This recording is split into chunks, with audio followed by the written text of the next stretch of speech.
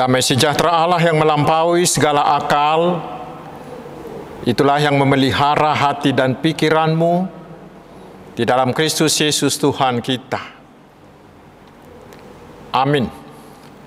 Saudara-saudaraku yang dikasihi Tuhan Yesus Kristus, firman Tuhan yang menjadi dasar khotbah di minggu ke-6 sesudah Trinitatis hari ini diambil dari kitab Mazmur pasal 48 ayat pertama hingga ayat yang ke-15.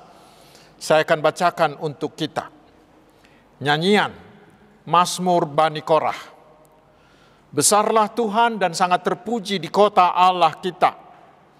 Gunungnya yang kudus yang menjulang permai adalah kegirangan besar, adalah kegirangan bagi seluruh bumi. Gunung Sion itu jauh di sebelah utara kota Raja besar. Dalam puri-purinya Allah memperkenalkan dirinya sebagai benteng. Sebab lihat, raja-raja datang berkumpul, mereka bersama-sama berjalan maju. Demi melihatnya, mereka tercengang-cengang, terkejut, lalu lari kebingungan. Kegentaran menimpa mereka di sana. Mereka kesakitan seperti perempuan yang hendak melahirkan. Dengan angin timur engkau memecahkan kapal-kapal Tarsis. Seperti yang telah kita dengar, demikianlah juga kita lihat. Di kota Tuhan semesta alam, di kota Allah kita, Allah menegakkannya untuk selama-lamanya. Kami mengingat ya Allah kasih setiamu di dalam bait-Mu. Seperti namamu ya Allah, demikianlah kemasyhuranmu sampai ke ujung bumi. Tangan kananmu penuh dengan keadilan. Biarlah Gunung Sion bersuka cita. Biarlah anak-anak perempuan Yehuda bersorak-sorak oleh karena penghukumanmu. Kelilingilah Sion dan edarilah dia. Hitunglah menaranya. Perhatikanlah temboknya. Jalanilah puri-purinya, supaya kamu dapat menceritakannya kepada angkatan yang kemudian. Sesungguhnya inilah Allah. Allah kitalah dia seterusnya dan untuk selama-lamanya. Dialah yang memimpin kita. Demikian saudara-saudaraku. Saudara-saudaraku, sahabat-sahabat Tuhan Yesus Kristus. Firman Tuhan hari ini berbicara tentang Allah adalah benteng bagi umatnya. Benteng di bahasa Ibrani dikatakan misgab, yang berarti tempat perlindungan. Benteng adalah tempat pertahanan yang tidak bisa ditembus, yang tidak bisa dicapai oleh musuh. Dan di zaman Perjanjian Lama, tidak semua kota dibentengi, hanya kota-kota besar saja. Mengapa? Karena biaya membuat benteng itu sangat besar. Tetapi bila musuh datang menyerang, semua penduduk dapat berlari ke kota yang bertembok itu, yang punya benteng, yang menjadi benteng itu, dan mereka menjadi selamat. Pertahanan sebuah negara diukur dari kokohnya benteng mereka itu pada waktu itu. Negara-negara lain, bangsa-bangsa lain akan berpikir ulang menyerang negara yang banyak dan yang kuat bentengnya. Itulah yang membuat 10 orang pengintai yang ditugaskan oleh Musa selain Yosua dan Kaleb merasa mereka tidak akan bisa mengalahkan bangsa Kanani, penduduk asli tanah Kanaan itu, karena kota itu sangat berbenteng. Menurut ahli, ada 3 hal penting untuk sebuah kota berbenteng, yaitu pertama, tembok yang kuat untuk menghalangi musuh. Yang kedua, senjata yang memadai untuk mengusir penyerang. Dan yang ketiga, persediaan air yang memadai, yang mudah dijangkau. Bila ada musuh yang menyerang, maka orang-orang penduduk negeri itu akan segera masuk berlindung di benteng itu dan mereka akan selamat. Hanya orang yang sempat masuk ke benteng itulah yang terjamin keselamatannya. Karena itulah semakin lama semua negara semakin memperkuat benteng pertahanannya. Namun demikian saudaraku, Walaupun semua negara memperkuat benteng pertahanannya, ternyata mereka bisa dihancurkan oleh musuhnya.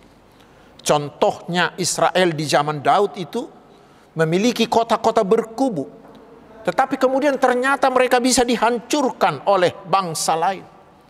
Demikian juga dengan bangsa Asyur, bangsa Babel, bangsa Persia yang termasuk bangsa-bangsa yang superpower karena memiliki benteng-benteng yang kuat dan kokoh. Ternyata semua negara itu tidak ada lagi hari ini. Israel di zaman nabi-nabi, para nabi sering mengkritik negara Israel dan Yehuda karena sering mengandalkan kekuatan benteng dari bangsa-bangsa lain. Sehingga ketika mereka diancam musuh, mereka mengandalkan kekuatan benteng negara lain itu dan mereka melupakan Tuhan. Tetapi ternyata benteng dunia sehebat apapun tidak bisa memberi jaminan keselamatan. Karena itulah pemazmur memperkenalkan benteng yang sangat kuat, yaitu Allah Yahweh. Ada penafsir mengatakan Mazmur ini ditulis di zaman Hizkia, seperti kita baca di 2 Tawarikh 32. Ketika Sanherib mengepung kota Yerusalem, tetapi dia tidak bisa berbuat apa-apa terhadap Yerusalem. Tetapi yang paling mungkin dikatakan Mazmur ini ditulis Daud sendiri, karena dia melihat kehebatan Allah Yahweh membantunya memperkuat benteng Yerusalem setelah dia berhasil meraih banyak kemenangan. Dan kita tahu saudaraku, Yerusalem adalah kota kebanggaan Israel. Karena di sanalah berdiri bait Allah, yaitu di Gunung Sion, sebagai lambang penyertaan dan kehadiran Allah sebagai raja atas mereka. Karena itulah di ayat 1b dikatakan, kota Yerusalem adalah kota Allah kita. Artinya, pemilik kota itu adalah Allah Yahweh sendiri. Allah pencipta dan penguasa segala-galanya itu. Yang adalah Raja Agung, yang adalah Raja Besar. Dialah pemilik kota itu. Ayat 3b. Tidak ada kota lain yang pernah disebutkan sebagai kota Allah. Hanya Yerusalem. Karena Tuhan sendiri yang memilih Yerusalem. Seperti dikatakan di Mazmur 132 ayat 13 hingga 14. Sebab Tuhan telah memilih Sion, mengingininya menjadi tempat kedudukannya. Inilah tempat perhentianku selama-lamanya. Di sini aku hendak diam, sebab aku mengingininya. Karena itulah di kota itu nama Allah dikatakan sangat-sangat dibesarkan, sangat-sangat terpuji. Ayat 1a. Dan bangsa-bangsa lain sangat terkagum-kagum dan sangat girang melihat kota itu. Ayat 3b. Tetapi yang terutama, di ayat 4 dikatakan Allah tinggal di puri-puri kota itu. Allah bukan sekedar tinggal seperti penyewa hotel, tetapi Allah memperkenalkan dirinya di sana sebagai benteng. Benteng yang mampu melindungi Israel dari segala macam ancaman. Itulah pengalaman pemazmur. Dia melihat sendiri bagaimana bangsa-bangsa lain yang lebih kuat dari bangsa Israel sudah berkumpul ingin merebut kota Yerusalem. Ayat 5. Tetapi musuh-musuh itu terkejut, tercengang-cengang sendiri. Mengapa? Karena ternyata bukannya mereka bisa menaklukkan, tetapi justru mereka yang ditaklukkan oleh bangsa Israel. Mereka sendiri yang bingung karena kegentaran menimpa mereka sendiri. Ayat 7. Sehingga tanpa melihat pasukan Israel, musuh-musuh itu sudah lari ketakutan.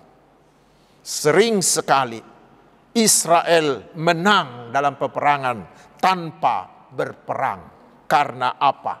Karena Allah menjadi benteng mereka. Karena itulah sepanjang Israel mau taat kepada Allah, maka Allah akan tetap menegakkan namanya di Yerusalem sehingga kota itu dan bangsa Israel akan tetap aman. Ayat 9. Dan bukan hanya itu. Di zaman Daud dan di awal pemerintahan Raja Salomo, mereka menjadi bangsa yang sangat disegani, sehingga banyak bangsa-bangsa yang tunduk dan membayar upeti kepada Israel. Mengapa? Karena Israel mau taat dan membuat Allah menjadi benteng mereka. Karena itulah dikatakan Israel harus terus-menerus mengagungkan nama Tuhan. Ayat 10 hingga ayat 15. Saudara-saudaraku, tentu kita sudah tahu apa pesan Tuhan kepada kita melalui firman ini, yaitu agar Tuhan Allah saja kita jadikan menjadi benteng hidup kita.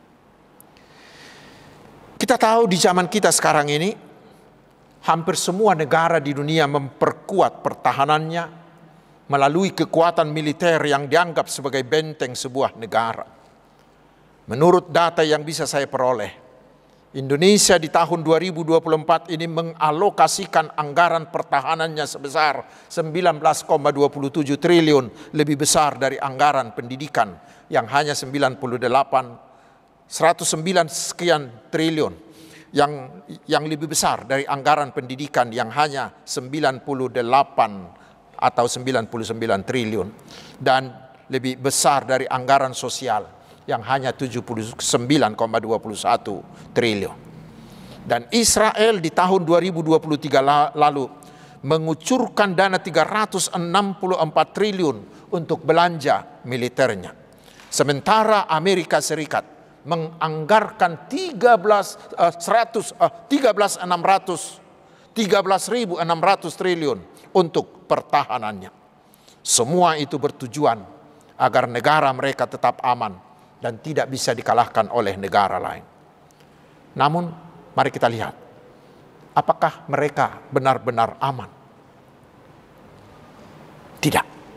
Semua negara, terutama negara maju dan negara besar, justru berlomba memperkuat pertahanannya. Dan itu menunjukkan bahwa sebenarnya mereka tidak memiliki rasa aman yang sejati. Setiap kali negara lain menambah pertahanannya, itu membuat negara lain menjadi ketar-ketir, menjadi ketakutan, sehingga mereka berusaha lagi untuk mengimbanginya. Demikian seterusnya. Ketakutan justru semakin hari semakin besar. Hari ini saudaraku, kita diajak, mari Tuhan Allah Yahweh lah jadikan menjadi benteng pertahananmu. Kita orang-orang percaya adalah umat Allah yang sudah ditebus oleh Tuhan Yesus, yang telah mengalahkan musuh utama kita, yaitu iblis, dosa, dan kematian. Dan melalui kebangkitannya, semuanya telah ditundukkan di bawah kaki Yesus. Sehingga ketika Yesus akan naik ke sorga, Yesus berkata, "Kepadaku telah diberikan segala kuasa di sorga dan di bumi." Matius 28 ayat 18. Sehingga saudaraku, ketika kita mau mempercayakan diri kita seutuhnya ke tangan Tuhan Yesus, Yesus menjamin bahwa tidak akan ada kuasa manapun yang bisa merampas kita dari tangannya. Yohanes 10 ayat 28. Karena itu saudaraku, mari jangan andalkan dirimu. Jangan andalkan apapun di dunia ini menjadi bentengmu. Tetapi mari seperti Paulus di epistel tadi, mari kita hanya mengandalkan kasih karunia Tuhan. Sehingga dalam setiap kelemahan kita, justru Tuhan membuat kita menjadi kuat. Karena di sanalah kasih karunia Tuhan membentengi kita. 2 Korintus 12 ayat 9 hingga 10. Sama seperti Israel juga saudaraku, kita harus mau percaya bahwa Tuhan Yesus selalu hadir bagi kita, selalu hadir dalam semua waktu, dalam segala situasi dan kondisi, selalu hadir di segala tempat untuk kita.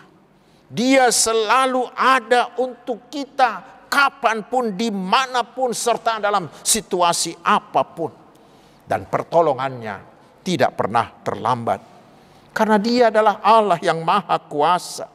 Dia dapat menggunakan segala sesuatu untuk membentengi dan menyelamatkan kita. Sehingga kita bukan hanya bisa bertahan, tetapi justru kita yang akan mengalahkan musuh-musuh kita. Sejarah telah membuktikan itu.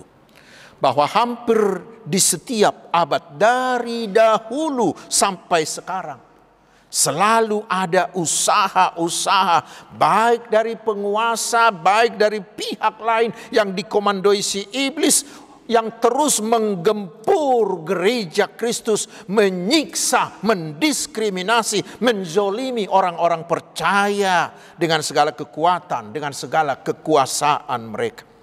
Tetapi lihat apa kenyataannya. Gereja atau orang-orang percaya bukannya makin mundur atau makin hancur, tetapi justru sebaliknya, justru semakin meluas, semakin dibabat, semakin merambat. Mengapa? Karena Tuhan Yesus itu adalah benteng yang tak tergoyahkan bagi gerejanya, bagi umat yang sudah ditebusnya. Saudaraku, ke depan kita akan menghadapi ancaman musuh yang semakin gencar, yang semakin hebat. Terutama dengan kehadiran teknologi manusia yang semakin canggih ini. Bila kita lemah, kita akan dikalahkan. Dan sudah banyak orang Kristen yang ditumbangkannya. Lalu sekarang apa yang harus kita lakukan supaya kita bisa menang? Yaitu, jadikanlah Tuhan Allah yang sudah hadir di dalam Tuhan Yesus menjadi bentengmu yang teguh. Dan segeralah berlari ke benteng itu setiap saat. Karena hanya orang yang masuk ke dalam Yesus, benteng kuat itulah yang pasti selamat. Karena itu hari ini mari kita bersama dengan Bapak Martin Luther, kita menyatakan seperti di buku Ende kita nomor 117 di Kidung Jemaat nomor 250 itu mengatakan, Allahmu benteng yang teguh, perisai dan senjata. Jehovah dibatatai partano batuata. Karena itu segeralah masuk ke dalam Kristus melalui iman, melalui ketaatanmu. Karena orang yang berada di dalam Kristus adalah orang yang berada di benteng Allah. Kita pasti aman terlindungi. Karena Yesus Kristus penakluk iblis itu menjadi benteng kita. Amin. Marilah kita berdoa. Terima kasih Tuhan atas firman-Mu yang semakin menguatkan iman kami, agar kami membuat hanya Engkau saja menjadi benteng kami menghadapi segala ancaman. Ketika masalah atau derita atau pergumulan mengancam kami, biarlah kami segera berlari kepadamu. Karena hanya Engkau di dalam Tuhan Yesus yang menjadi benteng kami yang teguh. Ya Tuhan, kami terus memohon, perlengkapilah hamba-hamba-Mu misionaris yang akan diutus oleh HKBP ke benua Afrika. Berikan mereka kuasa-Mu, sehingga Injil yang mereka beritakan segera menyebar di sana, sehingga semakin banyak yang percaya kepada Tuhan Yesus. Berkatilah kami ya Tuhan, berkatilah keluarga kami, kesehatan kami, juga pekerjaan, juga studi kami. Berkatilah juga pelayanan dan semua aktivitas kami, agar semuanya menjadi kemuliaan hanya bagi nama-Mu. Berkatilah juga para hamba-hamba-Mu yang melayani-Mu di semua gereja. Mampukanlah mereka memberikan pelayanan yang tepat dan berdaya guna di tengah perkembangan teknologi ini. Terutama pelayanan bagi anak-anak dan kaum remaja. Agar mereka tetap berjalan di jalan Tuhan dan tidak terbawa-bawa pada arus dunia ini. Terpujilah nama-Mu, Allah yang Maha Agung, yang Maha Mulia. Di dalam nama Tuhan Yesus Kristus Juru Selamat kami, kehendak-Mu lah yang jadi atas kami. Amin.